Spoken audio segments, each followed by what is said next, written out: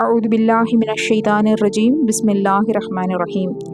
கண்ணியமிக்க அல்லாஹ்வின் நல்லடியார்களே, உங்கள் அனைவரின் மீதும் ஏக இறைவனின் சாந்தியும் சமாதானமும் உண்டாவதாக. அஸ்ஸலாமு அலைக்கும் வரஹ்மத்துல்லாஹி வரகாத்துஹு. இன்னைக்கு நம்ம தினமொரு துவா மனனம் செய்வோம் பகுதியில் நம்ம மவுத்து வீட்டுக்கு போனோன்னா அங்கே இறந்தவருக்காக நம்ம என்ன துவா செய்யணும் அப்படிங்கிறத பார்க்கலாம். இது ரொம்ப முக்கியமான துவா. இது மரணம் அடைந்தவருக்கு பலனளிக்கக்கூடிய ஒரு துவா. அதனால் நம்ம கண்டிப்பாக இந்த துவாவை நம்ம அந்த இடத்துல ஓதணும் இன்ஷா அல்லாஹ். பொதுவாக நம்ம ஒரு மவுத்து வீட்டுக்கு போகிறோம் அப்படின்னா சில விஷயங்களை நம்ம கண்டிப்பாக அங்கே செய்யணும். அதிகமாக இறந்தவருக்காக நம்ம துவா செய்யணும். அவர் எந்த காரணத்தினால இறந்தாரோ அதை விட்டும் நம்மளுக்கு நம்ம பாதுகாப்பு தேடிக்கணும். மலக்குமார்கள் நிறைந்த அந்த இடத்துல தேவையில்லாத பேச்சுகளை நம்ம முக்கியமாக தவிர்த்துக்கணும். பொதுவாக இப்போல்லாம் மரண வீடு அப்படிங்கிறது பார்க்காதவங்க பார்த்துக்கிற ஒரு சபை மாதிரி இருக்குது. நிறைய தேவையில்லாத பேச்சுகளும் நல விசாரிப்புகளும் இருக்கிற இடமா இப்போ நம்ம பார்க்குறோம்.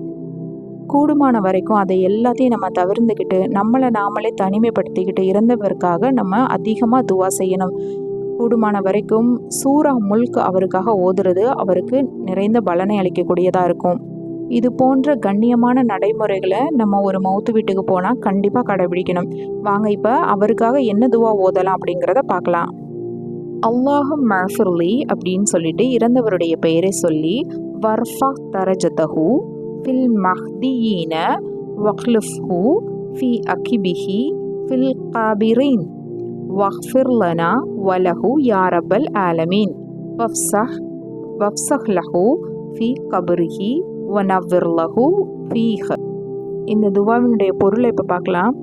இறைவா, இவரை மன்னிப்பாயாக, நேர்வழி பெற்றவர்களுடன் சேர்ந்து இவரது தகுதியை உயர்த்துவாயாக, இவர் விட்டு சென்றவர்களுக்கு நீ பொறுப்பாளன் ஆகுவாயாக, அகிலத்தாரின் அதிபதியே இவரையும் எங்களையும் மன்னிப்பாயாக, இவரது மன்னரையை விசாலமாக்குவாயாக, அதில் இவருக்கு ஒளியை ஏற்படுத்துவாயாக.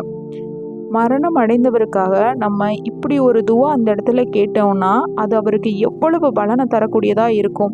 அவர் கேட்க முடியாத இடத்துல இருக்கும்போது அவருக்காக சேர்ந்திருக்கிற எல்லாரும் இந்த துவாவை ஓதுனா அது அவருடைய மன்னரை வாழ்க்கைக்கு எவ்வளவு அமைதியை கொடுக்கும்னு யோசிச்சு பாருங்க. தேவையில்லாத பேச்சுகளை தவிர்த்து கொள்வோம். அந்த இடத்துல நம்ம அவருக்காக அதிகமாக துவா செய்வோம் இன்ஷா அல்லாஹ். இன்ஷா அல்லாஹ் இதே மாதிரி இன்னொரு முக்கியமான துவாவோட அடுத்த வீடியோவில் சந்திக்கலாம். அஸ்ஸலாமு அலைக்கும் வரஹ்மத்துல்லாஹி வரகாத்துஹு.